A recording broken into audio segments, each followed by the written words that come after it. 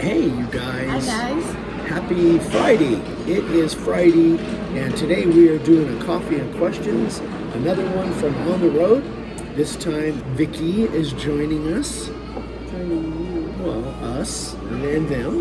Yeah. So we actually do have coffee, even though it's like close to the middle of the day. We are in Williams, Arizona, and there's a lot of snow on the ground and ice. And I have fallen twice. Yes, I've fallen only once, so but you took me on the way down. That's why. I tried to catch me. Oh my! I tried to catch her. And Sherlock went flying. Oh Lord! It was comical. And then I couldn't stop laughing. It was so funny. Anyway, yes, we're city folk. We're not used to walking on ice, so I don't know if we're city folk, but it sure looked like it at that point. Anyway, so we have some questions. Vicky's got a question. I've got a couple questions. So you want me to do one, and then you do one, and then I'll do another one? Yeah, Pine Country homemade pies. They specialize in pies. They've got like 50 pies, so we're getting pie to go. Yeah. Anyway, Sherlock is back in the room waiting for us.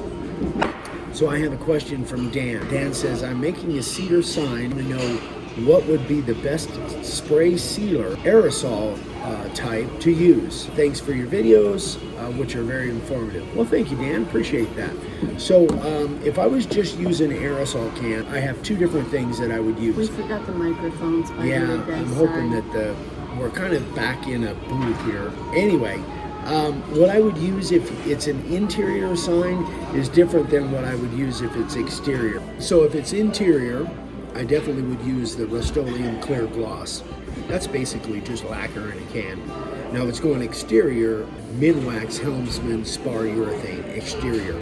Again, I like gloss, but you might use semi-gloss, or you can use satin. But that's definitely if you're going to put it outside. Other than that, I don't know, there might be good spray exterior and interior finishes, but those are the two that I trust more than anything else. Okay, that's it for me. So my question, we've had a lot of inquiries about different fonts, and are we going to carry different fonts for layout letters and numbers? No. And the reason being, several reasons actually, is that we can't carry any more fonts in stock. With that being said, first of all, we don't have a room. With that being said, there doesn't mean I can't make it. If it's a script letter that's very thin line and is going to fall apart, no. But somebody had asked about ballpark. Ballpark can cut. Somebody asked about the font. What did you call it? Hero. Yeah, Hero's font. That's the one we used on the Blades of Glory sign. Yep. So I can make them. I can make them in sets. But here's the kicker. If I have to create a file for sets of a different font, I charge $30 for art fee to create the file, and then the cost of the sets are the same as any of the other sets. I can create most of them. If I don't have the font, you'll have to send me the font or the name of the font. If I can get it for free, I will load it. If I have to pay for it, I will not. But if it's a font that you have and you want to send me, I'll see if I can cut it. But again, $30 art fee to create the file. And say somebody pays the $30 to create the file and I already have it. If somebody else orders it, I'm not going to charge you the $30 again because I've already got the file created if it's the same font. So understand that. First person that orders it doesn't mean anybody else is going to, so I will charge the $30. But if I have the file created, then I don't have to charge the $30. Do you have the ballpark font? I do have ballpark. And do you have the Heroes font? Yeah, I do have the Hero font. So I do have both of those fonts, but I still have to create the file for the sets. So that means I have to go into QuickBooks and get everything done. So $30 would still apply for the first person that orders it. Yeah.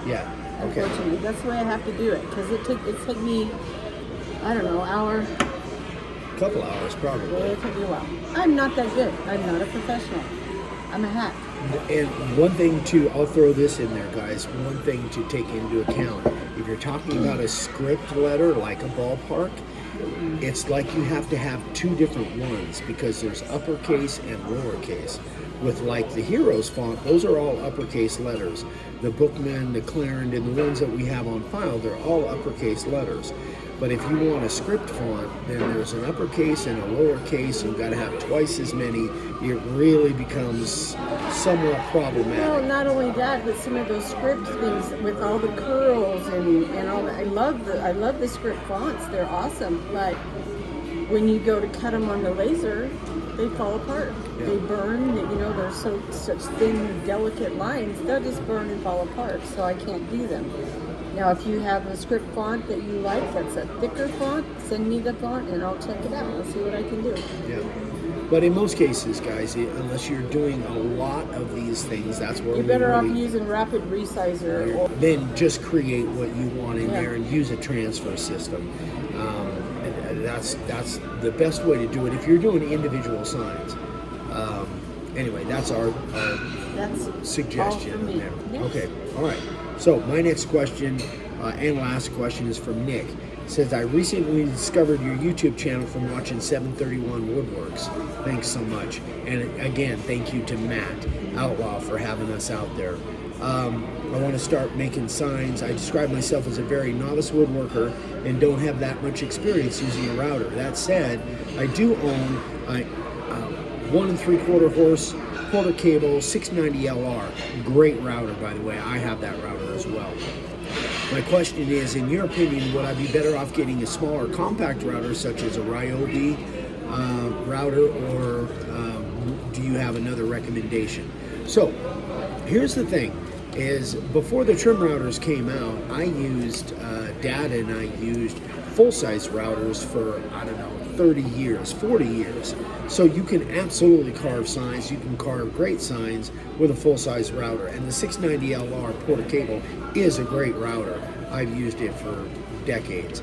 So you can absolutely do that. Now, that being said, I love the compact routers. I don't use the big routers much anymore for doing carving on signs. I love the compact routers, especially the DeWalt.